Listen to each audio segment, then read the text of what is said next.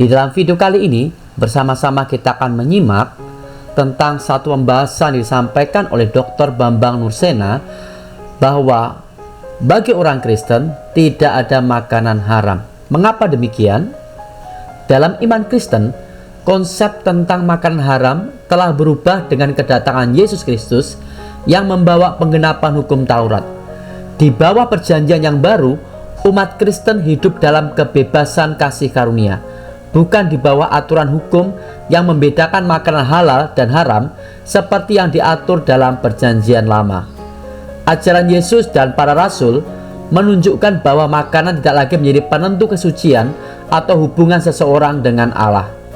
Yesus sendiri menjelaskan hal ini di dalam Injil Markus pasal yang ke-7 ayat yang ke-18 dan 19. Demikian firman Tuhan. Maka jawabnya, apakah kamu juga tidak dapat memahaminya? Tidak tahukah kamu bahwa segala sesuatu dari luar yang masuk ke dalam seseorang tidak dapat menajiskannya, karena bukan masuk ke dalam hati tetapi ke dalam perutnya, lalu dibuang di jamban. Dengan demikian ia menyatakan semua makanan halal. Tidak lama-lama, mari kita simak bersama-sama penjelasan dari Dr. Bambang Nursena. Selamat menyaksikan. Shalom Aleichem Besem Hamashiach. Shalom. Selamat datang semuanya. Kita kembali akan belajar bersama Baba Nur, dan tema kali ini cukup menarik karena banyak sekali diperbincangkan di dunia media sosial. Untuk itu kita akan mendengarkan semua penjelasan dari Baba Nur. Tema kita hari ini adalah makanan halal dan haram bagi Yahudi, Kristen, dan Islam. Silahkan, Mbah. Ya, Shalom Aleichem Besem Hamashiach. Shalom. Saudara-saudara, Yahudi, Kristen, dan Islam itu dikenal sebagai agama-agama rumpun semitis. Artinya agama-agama Timur Tengah. Saya lebih suka menggunakan istilah Semitic religion ketimbang harus menggunakan istilah misalnya agama wahyu atau agama langit, ya. Karena ungkapan agama wahyu, agama langit itu sebuah bentuk imperialisme doktriner. Artinya menilai orang lain dari ukuran agama Yahudi, Kristen, dan Islam. Sebab setiap agama itu pasti memiliki keyakinan bahwa apa yang dianutnya, apa yang diajarkannya itu berasal dari Tuhan, itu berasal dari surga, berasal dari langit. Jadi pembagian agama langit atau agama samawi yang terdiri dari Yahudi, Kristen, dan Islam. Kemudian penilaiannya lebih lanjut. Yahudi yang pertama, Kristen yang kedua, Islam yang terakhir. Kalau bukan yang terakhir itu membatalkan yang sebelumnya, paling tidak yang sebelumnya kurang sempurna daripada yang paling mutakhir. Nah, seperti itu saya kira kan imperialisme doktriner, imperialisme ajaran. Saya bertanya kepada teman-teman Hindu, teman-teman Buddhis bahwa apa yang mereka imani ya sebagai dhamma atau dharma itu asalnya dari Tuhan, bukan dari manusia, bukan dari budaya manusia yang kemudian dipertentangkan dengan agama langit. Nah, oleh karena itu ukuran moralitas, ukuran tentang tata cara ibadah atau ritus, ukuran tentang etika, misalnya tentang makanan yang diperbolehkan, makanan yang tidak diperbolehkan, itu juga berbeda. Satu contoh misalnya, bagi orang Hindu, sapi adalah binatang yang dihormati karena menjadi simbol dari kendaraan Batara Siwa atau Sang Hyang Siwa yang namanya Lembu Andini. Maka biasanya tidak boleh makan sapi. Tetapi di Bali, babi adalah salah satu makanan pokok di Pulau Dewata itu. Makanya tidak mungkin misalnya pemerintah harus mengatakan atau membuat program Bali wisata halal. Kan halal menurut siapa dulu kan? Ya, menurut Hindu yaitu halal, menurut Islam itu haram. Bagi orang Muslim babi itu haram, tetapi sapi itu adalah halal. Jadi kita tidak boleh memaksakan pandangan kita terhadap orang lain. Bung Karno dalam sebuah pidato ketika menghadiri Natal pada saat genting-gentingnya agresi ya zaman Belanda perang, ibu kota Indonesia waktu itu di Jogja. Bung Karno bicara di sebuah acara Natal di gereja GPIB dan Bung Karno mengatakan, apakah kita sentosa dengan pilihan kita masing-masing? Jadi artinya bahwa seorang beragama itu tidak perlu harus mengintervensi orang lain, mengukur ukuran teologisnya untuk menilai salah benarnya orang lain. Kalau etika seperti ini dijunjung tinggi, saya kira tidak ada yang namanya konflik agama atau merendahkan makhluk lain atas nama agama, itu tidak boleh terjadi. Nah, saudara-saudara, dalam Yahudi, Kristen, dan Islam itu memiliki pemahaman yang tentu didasarkan atas kitabnya masing-masing. Bagi orang Yahudi adalah Torah, ya, secara khusus adalah tuntunan menurut Misvot Moshe, atau mereka menyebutnya dengan Taryak Misvot Moshe. Itu menurut perumusan para rabi sejak abad ketiga, ada 613 hukum Musa.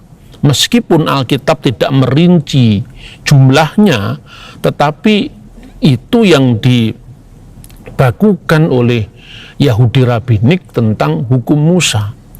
Lalu bagi Kristen, nah itu nanti kita bisa belajar sejarahnya. Kekristenan itu adalah bagian dari Yudaisme. Kekristenan bagian dari Israel, karena Yesus itu lahir sebagai orang Israel, dan dalam perspektif Kristen itu adalah fulfillment atau penggenapan dari seluruh kitab Torah, nabi-nabi, dan tulisan-tulisan suci yang lain yang oleh orang Yahudi disebut Tanak, sementara oleh orang Kristen disebut Perjanjian Lama. Nah, di sini ada dinamika juga dalam kesejarahannya, karena di dalam sistem orang Israel dibedakan antara hukum yang berlaku bagi bangsa-bangsa bukan Yahudi dengan hukum yang berlaku bagi orang Yahudi.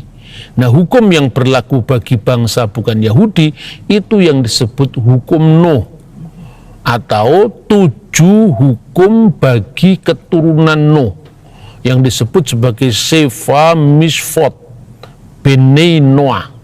Jadi 7 hukum yang berlaku bagi keturunan Nuh. Nah, di sana tentu aturannya tidak sama dengan aturannya orang Yahudi. Dan itu sejak zaman sebelum Kristus, seperti tampak dari sebuah dokumen yang berjudul Sefer Hayuvelim, dan dokumen ini juga ditemukan di antara naskah-naskah Laut Mati, karena teks itu berasal dari abad ketiga sebelum Masehi.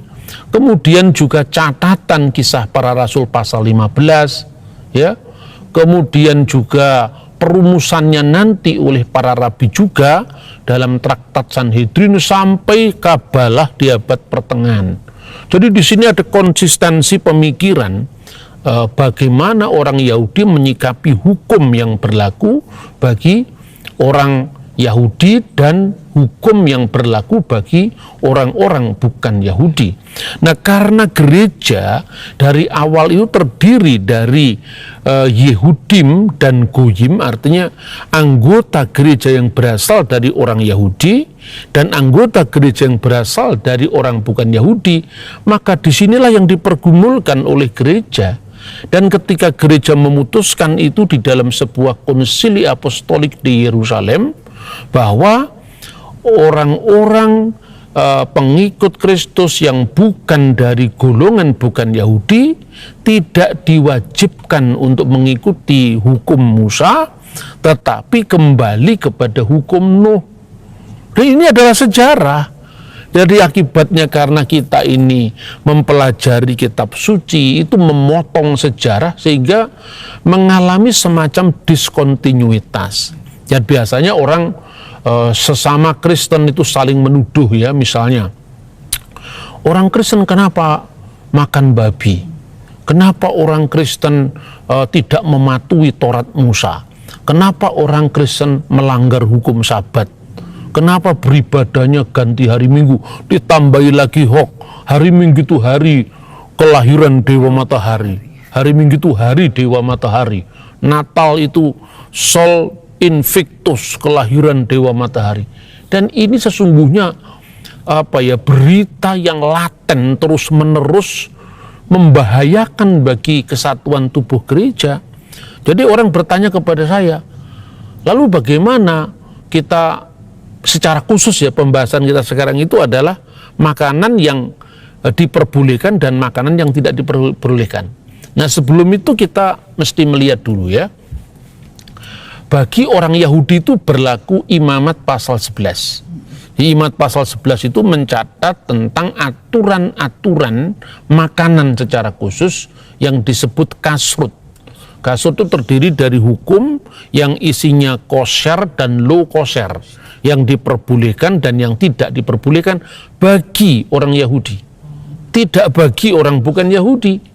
Nah, istilah yang dipakai di sana adalah misalnya kamu tidak boleh makan, pertama adalah onta, dan onta itu tame imhem lahem, itu haram bagi kalian, haram bagi kamu, atau lebih tepat itu adalah najis bagi kamu. Najis secara ritual, bukan najis secara higienis ya. Karena begini, bagi orang Yahudi itu misalnya gini ya, daging itu harus dipotong sesuai dengan hukum mereka. Kalau daging itu dipotong tidak memenuhi syarat hukum mereka, ini hukumnya seperti bangkai. Tapi bukan bangkai dalam bahasa sehari-hari. Itu karena tidak memenuhi hukum Yahudi, maka itu tidak boleh dimakan orang Yahudi. Tetapi daging itu boleh dijual kepada orang bukan Yahudi. Daging itu disebut bangkai. Jadi bangkai secara ritual, bukan bangkai dalam pengertian makanan yang tidak layak dimakan, bukan. Istilah-istilah seperti itu juga ada dalam Alkitab. Tetapi kita kadang-kadang tidak paham lah, langsung orang Yahudi itu jahat, masa bangkai dijual kepada orang lain itu loh. Yang seperti ini kan sering karena kuncinya karena tidak tahu, ketidaktahuan yang kemudian keburu untuk mengajar orang lain. Jadi itu gemblung ke susu manggung. Anda tahu what is the meaning of gemblung? Jadi ilmunya belum lengkap tapi sudah buru-buru manggung untuk mengajar orang lain. Jadi akhirnya banyak orang yang mengalami disinformation dari para pasukan gemblung tadi. Nah, seperti itu ya. Nah, makanya kita mesti melihat dulu klasifikasi hukum itu bagi orang Yahudi apa, bagi misvot Moshe itu apa. Misvot yang pertama itu disebut mispatim. Ya, mispatim, hukum pertama itu, jenis mispatim itu diterjemahkan dalam oleh Lembaga Alkitab Indonesia terjemahan baru itu dengan peraturan-peraturan. Nah, peraturan-peraturan ini sifatnya tentu universal. Nah, misalnya ya, Asyaret Hadivarim, 10 perintah Tuhan. 10 perintah Tuhan itu ada yang sifatnya mispatim, ada yang sifatnya bukan mispatim. Jadi sifatnya peraturan itu universal. Semua agama, semua orang, semua ras manusia, saya kira setuju dengan hukum yang universal itu. Misalnya, jangan membunuh, jangan berzina, jangan mencuri. Itu tidak usah baca Alkitab pun di KUHP kan ada itu. Jadi itu hukum universal. Termasuk kalau di dalam konteks 10 perintah Tuhan itu, hukum yang oleh orang Kristen disistematisir sebagai hukum pertama. Jangan ada ilah lain di hadapan hadiratku. Itu juga universal. Karena setiap manusia hendaknya bertuhan, Tuhan yang Maha Esa. Seperti itu kira-kira. Jadi lo yihye leha Elohim akhirim alpanai itu universal. Jangan membunuh universal, jangan berzina universal. Itu yang disebut mispatim. Dan kapanpun itu dia akan berubah. Nah yang kedua, hukum yang bersifat edot. Edot itu diterjemahkan oleh lembaga Alkitab dengan peringatan. Nah hukum ini sifatnya khusus ya, khusus bagi orang Yahudi atau khusus bagi orang bukan Yahudi. Karena apa? Tuhan itu menciptakan keberagaman di makhluknya.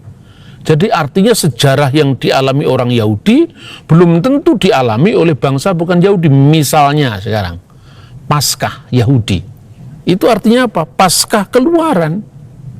Paskah Keluaran itu kan Paskah Yahudi. Tuhan memproklim Paskah itu sebagai subjek yang memerdekakan bangsa Israel. Maka disebutkan kalau di Yahudi ini hukum pertama, kalau di Kristen itu consider dan hukum, yaitu apa? Akulah Tuhan sembahanmu yang membawa engkau keluar dari tanah Mesir, dari tempat perbudakan. Ya Anoki Adonai Elohecha asyar hosyetika me'aret misrayim mibet avadim. Ini sifatnya bersifat apa? Peringatan. Karena kita, kemerdekaan kita bukan dari tanah Mesir, kemerdekaan kita dari Belanda. Makanya Paskah kita ya 17 Agustus 1945. Kita nggak perlu mengikuti kemerdekaannya orang Yahudi kan. Nah ini yang sifatnya itu bangsa Malaysia, Thailand, Belanda memiliki masing-masing peringatan bangsa mereka. Tuhan menciptakan di depan dia sama ya. Nah maka hukum itu bersifat peringatan. Apakah ada hukum yang sifatnya peringatan berkaitan dengan bangsa tertentu? Ada, misalnya ya dalam Keluaran pasal 23:19. Keluaran pasal yang ke-23 ayat ke-18 dan 19. Demikian firman Tuhan, janganlah kau persembahkan darah kurban sembelihan yang kepadaku beserta sesuatu yang beragi, dan janganlah lemak kurban hari rayaku bermalam sampai pagi. Yang terbaik dari buah bungaran hasil tanahmu haruslah kau bawa ke dalam rumah Tuhan Allahmu. Janganlah kau masak anak kambing dalam susu induknya. Itu ada aturan lo tefasel gedi bahalef imu. Janganlah kau masak anak kambing dengan susu induknya. Ini khas Yahudi. Karena apa? Ketika bangsa Israel berada di dalam perjalanan Eksodus, bangsa Kanaan waktu itu memuja Dewi Kesuburan. Dan anak kambing bersama induknya itu adalah simbol bagaimana pemujaan pada Dewi Kesuburan. Tuhan mengingatkan kepada Israel, Indonesia punya problem sendiri yang tidak sama dengan Israel kan, gitu. Bangsa lain punya problem sendiri dan simbol sendiri, itu berlaku bagi Israel. Makanya sampai sekarang orang Yahudi tidak makan daging yang dimasak bersama susu dan termasuk keju. Makanya burger itu harus ada yang kosher dan yang tidak kosher. Bagi orang Yahudi tidak akan makan daging bersama susunya, tidak boleh. Karena apa? Itu memperingati bagaimana Tuhan memberikan tanda awas, tanda hati-hati bahwa jangan kamu menyerupai bangsa Kanaan. Contoh yang lain misalnya, ini penting sekali supaya kita lebih paham, bahkan kalau perlu ini kita ulang-ulang. Keluaran pasal 5 ayat 15 menghubungkan hari Sabat dengan pembebasan atau keluaran bangsa Israel dari tanah Mesir. Dulu kamu seorang budak. Itu salah satu yang menyebabkan kenapa hukum Sabat diperingati. Jadi Sabat itu ada dua alasan. Yang pertama itu adalah Sabat karena Tuhan bekerja menciptakan langit dan bumi dalam 6 hari. Dan pada hari ke-7 itu Tuhan dimuliakan. Itu universal. Tetapi ada Sabat yang bermakna Israel saja, yaitu dulu kamu seorang budak di tanah Mesir. Karena itu maka kuduskanlah hari Sabat, ingatlah hari Sabat. Lah apakah itu berlaku bagi orang Indonesia yang memakai hukum Nuh? Apa berlaku bagi bangsa lain? Ya tidak. Karena apa? Pembebasan kita dari Belanda tidak terjadi sama dengan pembebasan bangsa Mesir dari penindasan bangsa Israel dari tanah Mesir. Lalu yang paling paling terkenal juga itu misalnya larangan bagi orang Israel misalnya untuk makan daging yang menutupi pangkal paha. Kitab Kejadian pasal yang ke-32 ayat yang ke-32.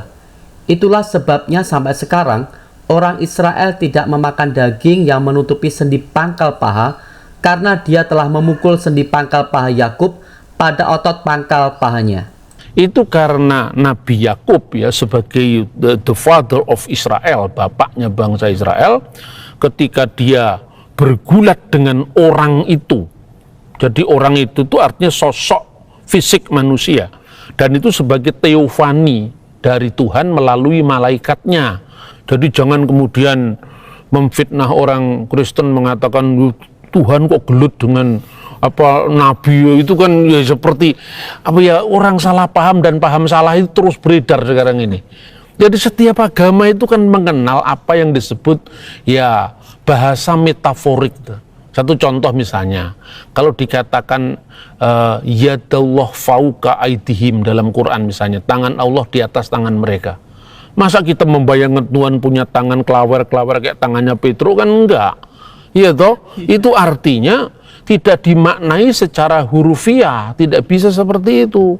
Nah makanya kalau dikatakan daging yang menutupi pangkal paha itu untuk mengenang Nabi Yakub, sehingga dengan itu namanya diganti Israel, karena dia telah memenangkan pergumulan dalam hidupnya itu, dan dia menang dengan pergumulan-pergumulan itu, dan Tuhan menilai kamu menang. Itulah maknanya bergulat dengan Allah, maksudnya dengan ujian dari Allah.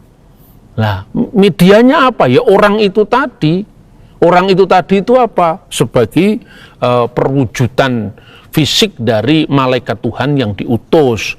Nah, sejak saat itu tidak boleh makan daging pangkal paha.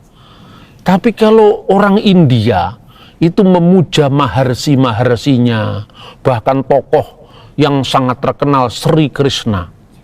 Misalnya ini, salah seorang dari tokoh dari orang India itu kecekluk kakinya di Sungai Gangga, kemudian diperingati.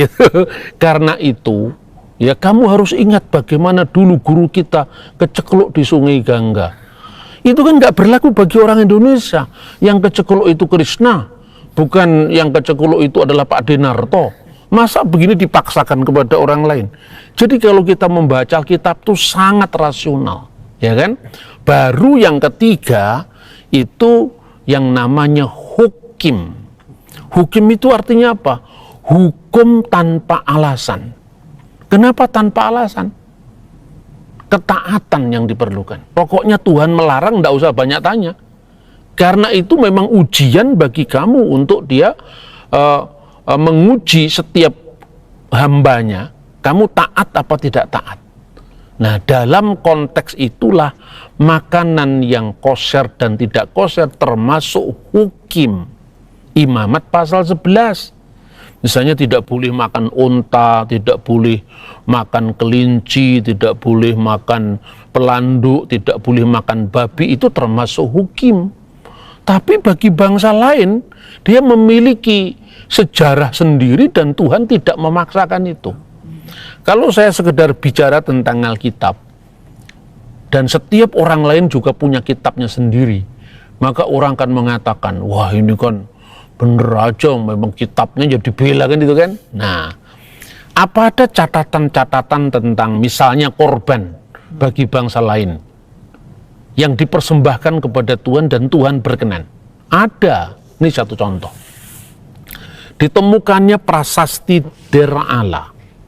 Ya, ini dirangkum atau dimuat dalam The New Encyclopedia of Archaeological Excavation in the Holy Land. Jadi ini ada 5 jilid ini, ada 5 jilid ya. Ada 5 jilid bukunya ini. Ini penggalian arkeologi yang terakhir, dan itu ada temuan yang disebut temuan Dir Ala. Dalam temuan ini sebetulnya mengingatkan kisah Alkitab tentang Bileam bin Beor. Nah, Bileam bin Beor, ingat, orang yang dibayar untuk mengutuk orang Israel. Tapi kutukannya karena kasih Tuhan terhadap Israel diubah menjadi berkat. Yang diceritakan katanya keledainya bisa berbicara itu loh. Bagaimana keledai bisa bicara, kan tidak masuk akal. Yang dikisahkan Alkitab dan itu dibuktikan oleh temuan arkeologi ini. Nah, ini apa namanya, prasastinya ini, prasastinya ya. Prasastinya. Jadi Bileam bin Beor itu bukan sosok yang tidak bisa dipertanggungjawabkan secara historis. Ini ada, ini temuan arkeologi. Nah, lalu bagaimana kita memahami konteksnya sampai berkaitan dengan soal makanan yang halal dan yang haram. Itu dalam prasasti ini kira-kira disebutkan begini, kesejarannya dengan Alkitab ya. Prasasti Bileam itu kira-kira digambarkan bahwa bahasa yang dipakai oleh Bileam itu bahasa Aram.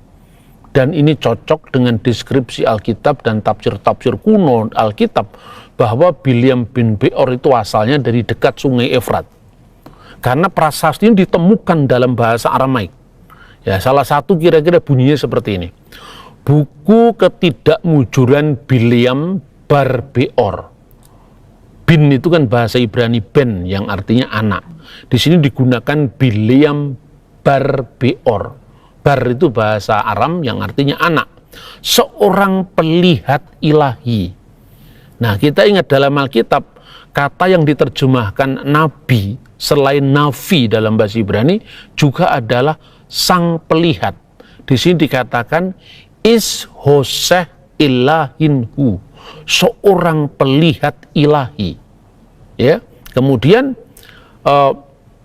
para ilahin yang berkuasa dan disebut Sadai. Sadai itu sama dengan ungkapan Alkitab El Sadai. Dan itu sudah dipakai zamannya bapa leluhur Abraham, Ishak dan Yakub. Lalu dikatakan yang berkuasa Sadai telah membentuk dewan ilahi. Ya. Meski dipakai makna teologis yang berbeda, tapi artinya bahwa Alkitab itu mendeskripsikan tokoh-tokohnya cocok. Abraham itu asalnya kan dari Ur, Mesopotamia, maka bahasanya tidak mungkin bahasa Sunda kan. Terus bahasanya bahasa Aramaik, dan prasastinya ada di situ. Penemuan kota Abraham, kemudian dalam konteks sesama Aramaik itu misalnya prasasti Bileam bin Beor. Lalu datanglah ilah segala ilah, artinya sembahan segala sembahan. Di sini digunakan kata Eloh, Elohin. Ini cocok dengan misalnya ungkapan dalam kitab Daniel pasal 2 ayat 7, yaitu Elah, Elahin. Ya, Tuhan segala Tuhan, ilah segala ilah. Dipakai dalam makna bahasa Aram dalam kitab Nabi Daniel. Lalu dalam masyarakat Goyim, penglihatan ilahi, masyarakat Goyim itu masyarakat non-Yahudi, penglihatan ilahi itu sering kabur dengan sihir. Nah, makanya orang-orang Goyim itu gampang sekali jatuh pada penyembahan berhala, sihir, ya. Seperti misalnya binatang yang saling mengutuk. Nah, itu disebutkan dalam prasasti itu. Sebab burung Raja Wali mencela dan pekik burung bangkai menghina. Sarang burung nasar akan berteriak menanggapi burung bangau, anak elang dan burung hantu. Jadi digambarkan burung-burung bicara, hewan-hewan bicara. Ini persis dengan Alkitab ketika keledainya Bileam itu berbicara. Karena apa? Itu dunia sihir. Apa yang tidak terjadi pada dunia sihir? Lalu yang terakhir ini yang penting. Anak babi mengusir macan tutul dan mengusir yang muda. Itulah persembahan ganda mereka. Nah, berarti dalam konteks masyarakat pagan, masyarakat non-Yahudi yang ada di Mesopotamia zamannya Bileam bin Beor, ini sejaman dengan Musa ini. Itu korbannya adalah babi. Di situ jelas korban ganda termasuk babi, ya kan? Tidak ada di kambing di sini yang jadi korban. Nah, ini kan mirip kenapa orang Papua mengorbankan babi. Apakah Papua bukan makhluk Tuhan? Kan Papua juga makhluk Tuhan. Ketika antar suku itu berperang di beberapa suku itu begitu menyembelih babi, mereka damai. Makanya babi jadi simbol daripada anak-anak perdamaian. Dan Tuhan juga mengasihi orang Papua, Tuhan mengasihi orang Yahudi, Tuhan juga mengasihi orang Mesopotamia. Dan itu sebabnya maka di dalam Alkitab itu disebutkan bahwa Tuhan berbicara kepada Bileam. Nah, ketika Tuhan berbicara kepada Bileam, berarti kan Bileam diutus Tuhan juga. Sekalipun dia bukan nabi bagi bangsa Yahudi, maka di dalam tradisi para rabi, tradisi rabbinik, dikenal juga nabi-nabi yang bukan Yahudi, yang tidak bernubuat kepada orang Yahudi, tapi bernubuat pada bangsa-bangsa bukan Yahudi. Dan di dalam Talmud, ini saya mengutip ya, maka jangan kaget ya, tradisi seperti ini kan sangat tua usianya. Itu ada yang disebut Sif'ah Nebi'im, Nitnebe'u Umot Ha'olam. Jadi ada 7 nabi yang bernubuat pada bangsa-bangsa, dan itu bukan Yahudi. Yang pertama siapa? Nuh. Kan Nuh bukan Yahudi. Orang Yahudi belum lahir, Nuh sudah ada. Artinya itu universal. Kemudian yang kedua itu adalah Ayub. Ayub itu kan dari Us. Suku Us itu adalah suku di Yordan, itu bukan Yahudi. Ada penafsir kitab suci yang menempatkan Ayub itu sejaman dengan Abraham. Ya, Ayub. Lalu 4 sahabatnya yang disebut Elifas orang Teman, Bildad orang Suhi, Sofar orang Naama, Elihu bin Barakai. Dan satunya lagi adalah Beor, bapaknya Bileam. Satunya lagi Bileam, anaknya Beor. Jadi 7. 7 inilah yang disebut Nebi'im Umot Ha'olam. Ha'olam itu nabi untuk Am, nabi Umi artinya. Dalam bahasa Arab itu Nabi Al-Umi. Itu artinya nabi untuk bangsa-bangsa lain. Dan sejak kegagalan Bileam, maka nabi untuk bangsa-bangsa lain sudah tertutup, tidak ada pintu lagi, hanya dibatasi 7 ini. Jangan tersinggung, ini penafsiran orang Yahudi, penafsiran para rabi itu. Jadi dari artinya seperti ini, maka kita tidak boleh mengukur orang lain dari ukuran kita.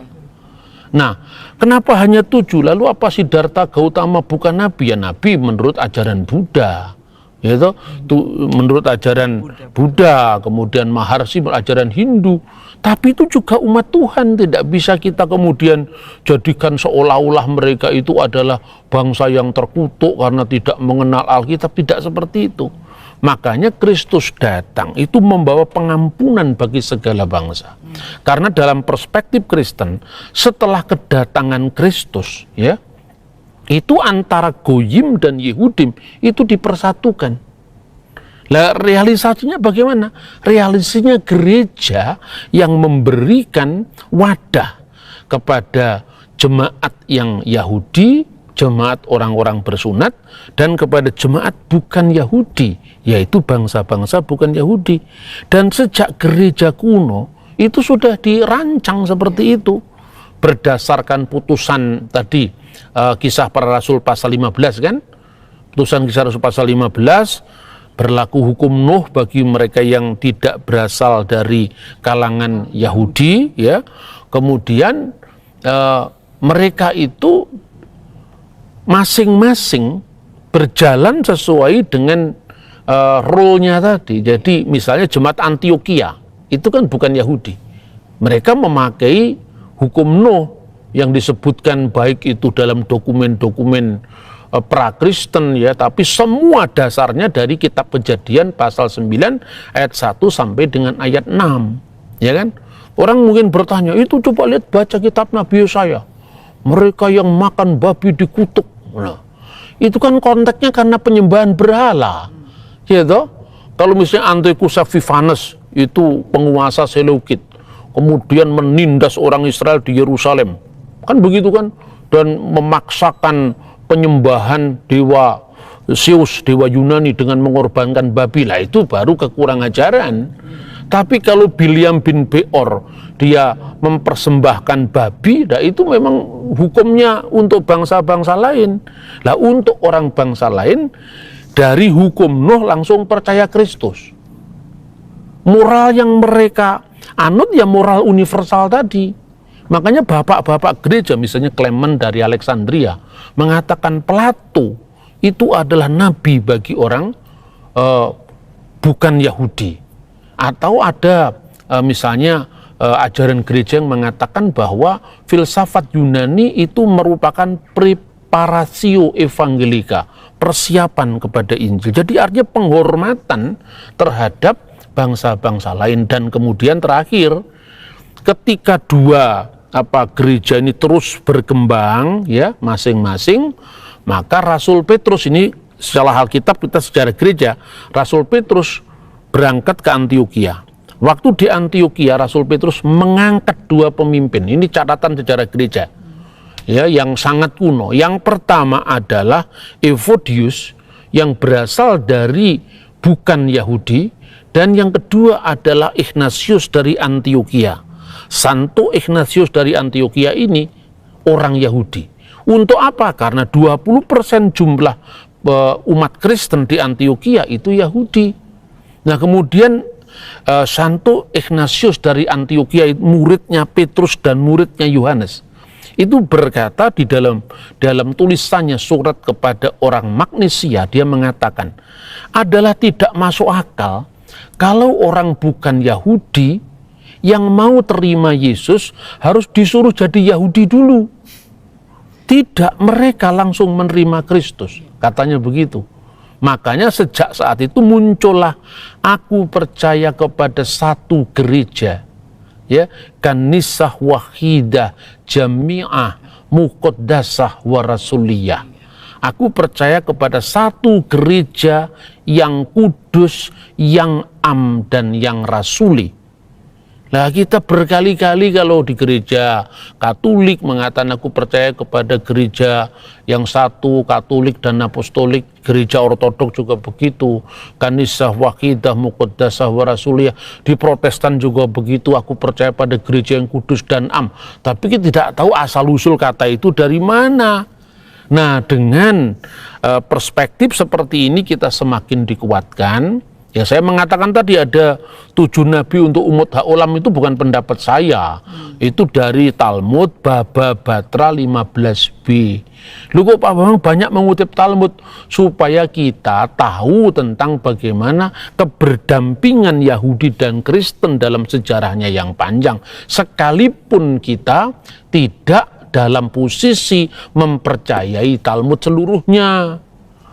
Demikian kira-kira, semoga presentasi ini bisa melengkapi kita di dalam kita konsisten untuk mengiring Kristus, tapi juga bersikap ramah terhadap orang lain yang berbeda. Ya, terima kasih Bah. Ini semakin membuat kita lebih paham ya tentang makanan yang halal dan haram, baik di Yahudi, Kristen maupun Islam.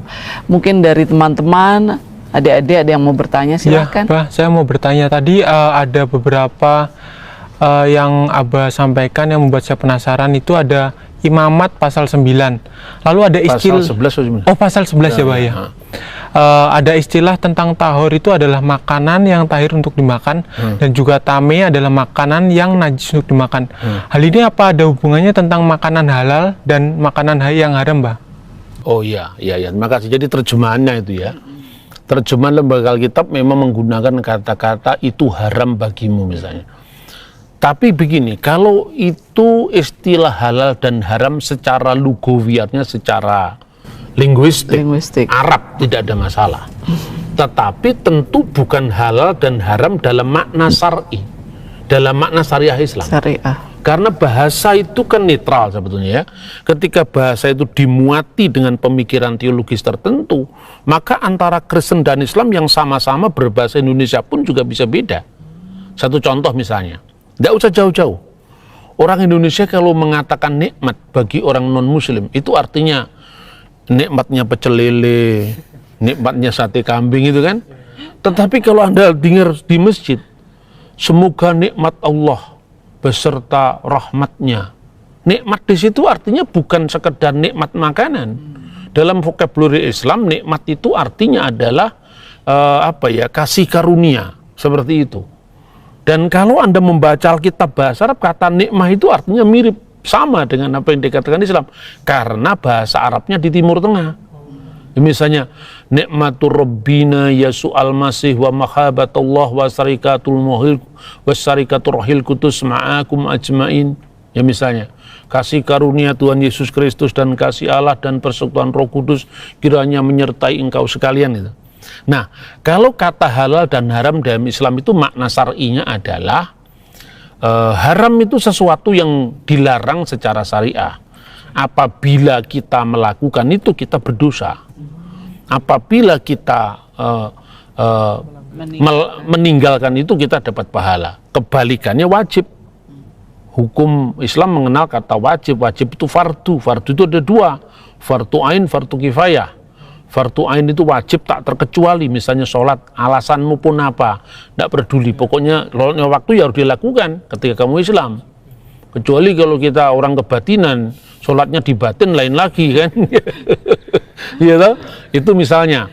Terus ya, fardu kifayah itu artinya kalau wajib sudah ada yang melaksanakan, kita tidak boleh lagi. Makanya seperti pemerintah. Kita misalnya melakukan pemerintah yang sah itu tindakan makar. Itu tidak boleh karena sudah ada yang berkuasa. Sudah ada yang secara otoritatif dia memegang kekuasaan. Itu hukumnya salah. Itu loh. Nah, halal haram dalam konteks Islam itu menyangkut tentang pahala dan dosa. Dalam iman Kristen tidak, dalam iman Yahudi juga tidak. Berbeda makna berarti. Berbeda makna. Maknanya adalah tahir itu adalah tahir secara ritual. Ya. Seperti tadi bangkai tadi loh. Boleh menjual bangkai kepada orang bukan Yahudi. Jangan salah paham, orang Yahudi jualan bangkai kejam sekali kau. Bukan itu maknanya. Bangkai di sini adalah makanan yang disembelih secara tidak memenuhi hukum, maka itu boleh dijual. Kalau nggak dijual kan mubadir juga, itu orang lain haramnya beda dengan Yahudi kok. Gitu loh. Ya, saya kira itu ya. Ya, ada lagi yang mau bertanya. Saya mau bertanya, Silakan. Bah, dalam Kisah Rasul pasal 10 ayat 8 sampai 15 dikisahkan bahwa Petrus menerima penglihatan agar memakan makanan yang dilarang dalam dalam Imamat pasal 11 ya. Nah, apakah ini berarti orang Kristen boleh memakan semuanya, Bah? Oh ya, jadi itu penglihatan Petrus waktu dia sembahyang tengah hari ya. Itu digambarkan ada penglihatan dalam sebuah keranjang yang turun dari surga, makanan-makanan yang tidak kosher, yang low kosher. Apa artinya itu? Petrus sebagai sebuah pembenaran bagi seluruh orang Kristen untuk dia makan makanan yang low kosher, tidak seperti itu. Jadi harus dilihat Petrus itu secara kebangsaan dia orang apa? Yahudi. Orang Yahudi. Gitu? Jadi kalau dia orang Yahudi ya berlaku hukum Yahudi. Nah, itu ketentuan seperti itu yang ada di dalam kitab suci dan dalam sejarah. Tapi apa makna penglihatan Petrus sebetulnya? Bahwa Petrus sebagai orang Yahudi tidak boleh meneruskan pendekatan yang membangun tembok pemisah antara orang Yahudi dan bukan Yahudi.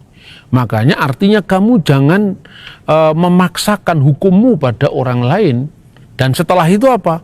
Petrus mempertanggungjawabkan baptisan Kornelius. Artinya apa? Itu bagaimana orang-orang Yahudi seperti Petrus dan murid-murid Yesus itu membuka paradigmanya untuk tidak membatasi Injil bagi orang Yahudi. Nah, tapi bagi Stefanus yang adalah orang Yunani tidak berlaku. Makanya di gereja itu tidak berlaku hukum Musa tadi, karena yang berlaku adalah hukum Nuh. Ya. Nah, itu saya kira pembagian yang luar biasa sebetulnya ya dalam sejarah kitab suci, saya kira itu. Ya, sangat adil sebetulnya ya, Bah. Ya. Kemudian ada satu lagi nih, Bah. Dalam 1 Korintus 8 ayat 4. Ya. Itu kan diperbolehkan kita memakan makanan yang dipersembahkan kepada berhala. Apakah ini tidak bertentangan dengan Kisah Rasul 15 ayat 20? Oke, karena dalam Kisah Rasul pasal 15 ayat 20 kan tidak boleh memakan binatang yang dipersembahkan kepada berhala. Iya. Sementara di dalam 1 Korintus 1 Korintus pasal 8 ayat 4 kita tahu, coba dibaca dulu ayatnya. Oke. Ya. Di dalam 1 Korintus pasal yang ke-8 ayat ke-4, demikian firman Tuhan, tentang hal makan daging persembahan berhala kita tahu, tidak ada berhala di dunia dan tidak ada Allah lain daripada Allah yang Esa.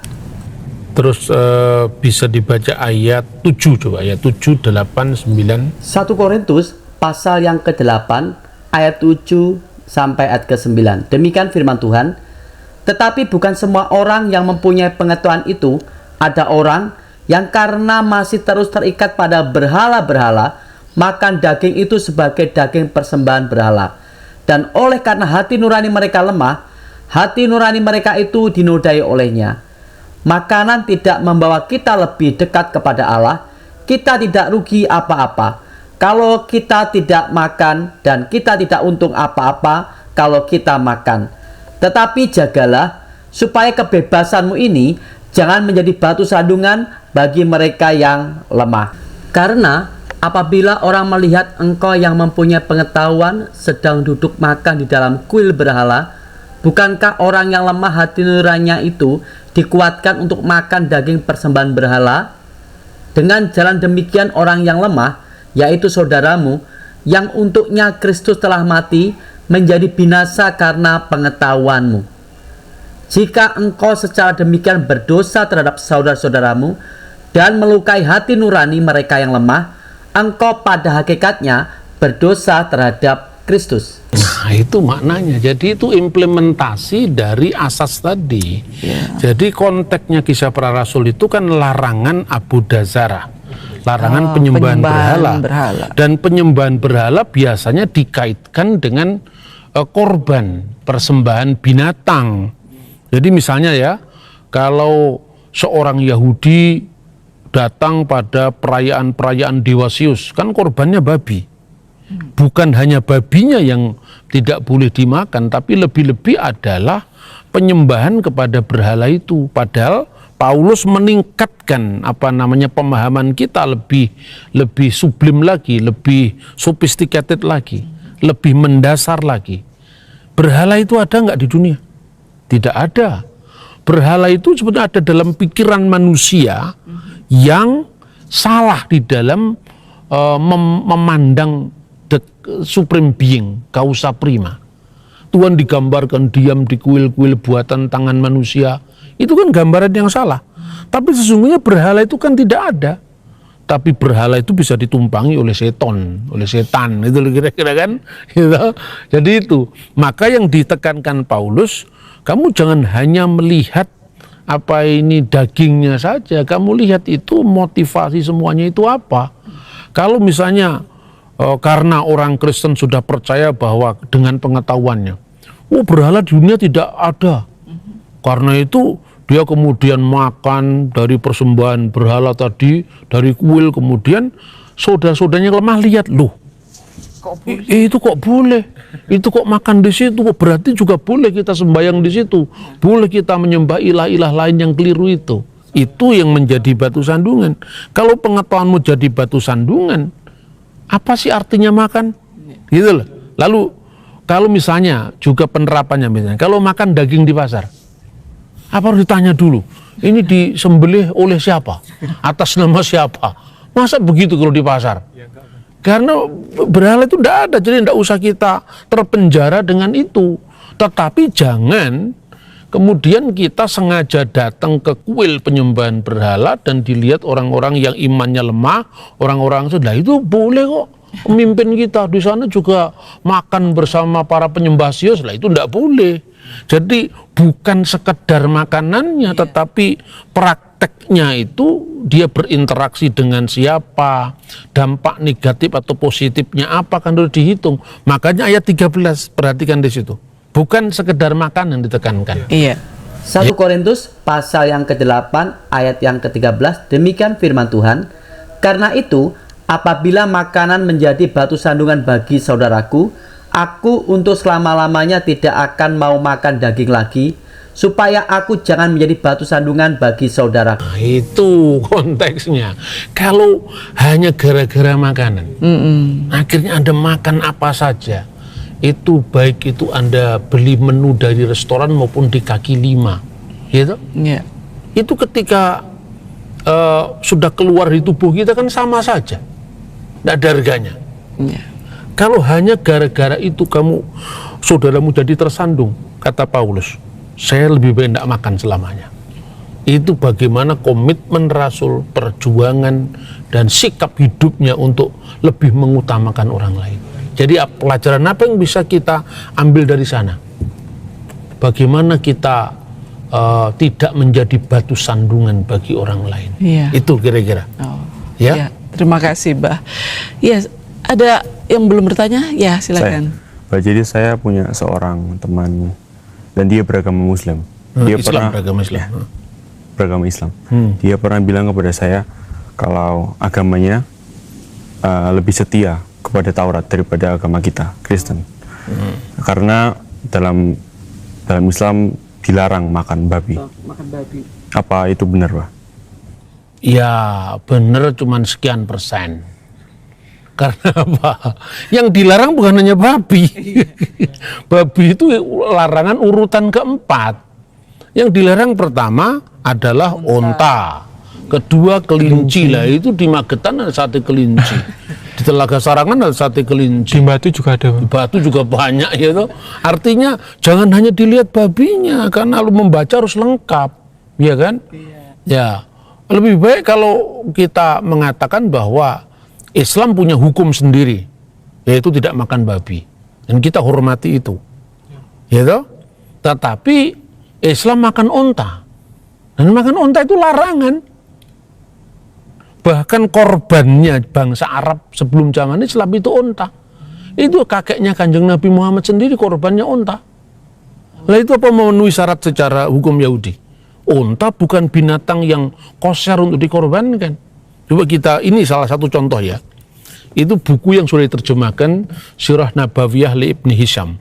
Jadi sejarah hidup Nabi Muhammad menurut Ibnu Hisham. Di sini dikisahkan ya, ini terbitan dari Akbar Media Jakarta ya, pada tahun 2015, mulai dari halaman 93 sampai halaman 96. Jadi kisahnya di sini bahwa kakeknya Nabi Muhammad namanya Abdul Muthalib itu pernah bernadar kalau dia memiliki 10 anak. Dia kan nggak punya anak ya. Kalau dia memiliki 10 anak maka dia akan mengorbankan salah satunya untuk dikorbankan, disembelih ya, kayak model Ibrahim mengorbankan putranya. Nah ternyata nazarnya itu terkabul. Kemudian ketika dia mau mempersembahkan putranya yaitu Abdullah, bapaknya Nabi Muhammad, kemudian orang-orang Quraisy tahu, wahai Abdul Muthalib, kamu mau apakan anakmu itu? Saya akan membayar nadarku ya di depan Hubal. Kemudian janganlah kamu lakukan itu. Terus orang-orang Quraisy mengatakan, pergilah kamu ke Taif, tanyakan kepada seorang peramal perempuan di sana, barangkali dia bisa memberikan saran. Lalu diberikan saran untuk membuat dadu yang diundi, ya. Kemudian dadu itu satu muka ditulis dengan onta, satu muka yang lain ditulis dengan Nama Abdullah, anaknya. nama anaknya. Dan nanti kalau misalnya dikocok dadu itu dan keluar onta, ya korbankan 10 onta, selesai. Berarti jadi penebus. Tapi kalau keluar Abdullah, korban lagi onta 10. Dikocok kedua, keluar lagi nama Abdullah 10 lagi, sampai 10 kali, ya berarti 100 onta baru namanya onta keluar. Jadi akhirnya 100 onta dikorbankan. Abdul Muthalib masih menguji apa yang disampaikannya. Dia korbankan lagi 3 kali, diundi lagi 3 kali. Keluar Abdullah, keluar onta. Maka baru dia yakin bahwa si Abdullah sudah ditebus dengan korban onta. Lah ini cocok dengan Taurat yang mana ini? Ya toh? Onta nggak boleh dimakan, apalagi dikorbankan. Jadi kalau dibandingkan antara Islam dan Kristen Goyim, sama-sama tidak setia sama Taurat. Iya. Kalau ukurannya Taurat, tapi kenapa dianggap nggak setia? Karena bagi orang bangsa lain tidak berlaku hukum Musa, tapi berlaku hukum Nuh, gitu loh. Jadi ya itu berlebihan. Makanya ya sebetulnya ya kita itu jangan selalu memandang agama orang lain dari sudut pandang kita lah. Sudahi apa yang namanya imperialisme doktriner yang berlagak paling hebat sendiri, Paling benar yang sendiri. kemudian orang lain diukur dari ukurannya. Saya kira tentu tidak seperti itu ya cara pandang kita. Ya semoga moderasi beragama yang didengungkan oleh pemerintah khususnya lewat Menteri Agama itu bisa kita terjemahkan masing-masing di dalam komunitas agama kita masing-masing, agar kita di satu pihak tetap setia pada iman kita, pada panggilan ibadah kita, pada panggilan rohani kita, tetapi kita juga tidak kehilangan respek, penghormatan, penghargaan terhadap orang lain yang berbeda, sesama makhluk Tuhan di muka bumi ini. Kiranya itu yang bisa saya sampaikan, semoga bisa menjawab pertanyaan-pertanyaan yang diajukan. Iya. Terima kasih banyak, Pak. Ya, karena kita semua sudah dibekali oleh Baba Nur pemahaman tentang halal haram makanan, supaya kita lebih bijak lagi dalam bersikap di tengah-tengah masyarakat kita yang plural ya, yang majemuk, sehingga kita tetap bisa bersaksi sebagai seorang Kristiani tetapi tidak melukai tetangga dan saudara-saudara kita yang berbeda. Demikian pemirsa Emuna TV yang disampaikan oleh Dr. Bambang Nursena, mengapa untuk orang Kristen tidak ada makanan najis atau haram. Rasul Paulus memperkuat ajaran ini dalam Roma pasal yang ke-14 ayat ke-14 dengan mengatakan, "Aku tahu dan yakin dalam Tuhan Yesus bahwa tidak ada sesuatu yang najis dalam dirinya sendiri, hanya bagi orang yang menganggap sesuatu najis. Bagi orang itulah itu najis." Paulus mengajarkan bahwa umat Kristen bebas untuk makan apa saja, namun dengan hati nurani yang bersih dan pertimbangan kasih terhadap sesama. Meskipun semua makanan halal bagi orang Kristen, Rasul Paulus juga mengingatkan untuk hidup bijaksana dan kasih, terutama jika kebiasaan makanan kita ini bisa menjadi batu sandungan bagi orang di sekitar kita. Kebebasan dalam Tuhan Yesus selalu disertai dengan rasa penuh tanggung jawab untuk membangun relasi yang baik dengan sesama manusia dan menghormati keyakinan mereka. Terus dukung Emuna TV untuk menyampaikan kebenaran firman Tuhan. Dukung dengan cara like, subscribe, share, dan komen. Tuhan Yesus memberkati.